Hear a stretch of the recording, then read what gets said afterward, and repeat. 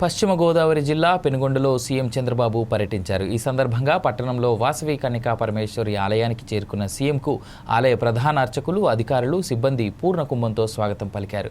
తొలుత అమ్మవారికి చంద్రబాబు పట్టు వస్త్రాలు సమర్పించి ప్రత్యేక పూజలు నిర్వహించారు. అనంతరం సీఎంకు పండితులు వేద ఆశీర్వచనం చేశారు. ఈ రోజు మనం ఒక్క విషయం గుర్తుపెట్టుకోవాల్సిన అవసరం ఉంది.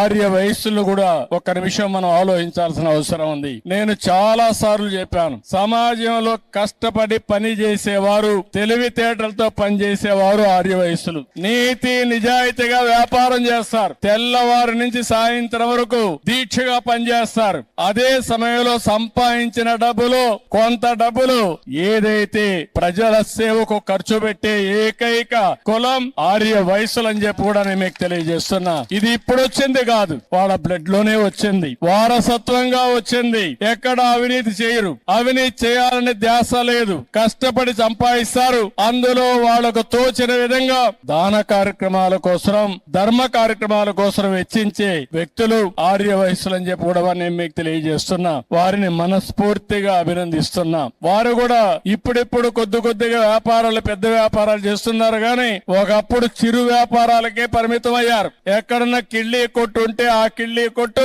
ఆర్య వసూలు తప్ప వేరే వాళ్ళది కాదు. అన్ని కొట్టులు వేరే ఉండేటివి. ఇప్పుడిప్పుడు కొద్దిగా ఆ కిరాణా కొట్లు కూడా వేరే వాళ్ళు పెట్టేసే పరిస్థితికి వచ్చారు. కాబట్టి ఇవన్నీ కూడా మల్టీ ఛానల్స్ వస్తున్నాయి, మార్ట్లు వచ్చేస్తున్నాయి, షాపింగ్ మాల్స్ వస్తున్నాయి, అనేక ఇది వచ్చాయి. కానీ ఎన్నో సార్లు చెప్పాను, అందుకే ఆర్య వయసుల కోసం కార్పొరేషన్ పెట్టి మీ తెలివితేటలు ఉపయోగించి మిమ్మల్ని కూడా వ్యాపారస్తులుగా తయారు చేయాలని తెలుగుదేశం పార్టీ ముందుకు వచ్చామని చెప్పి కూడా నేను మీకు తెలియజేస్తున్నా. భవిష్యత్తులో ఇంకా ఎక్కువ చేస్తాం. కన్యకా పరమేశ్వరి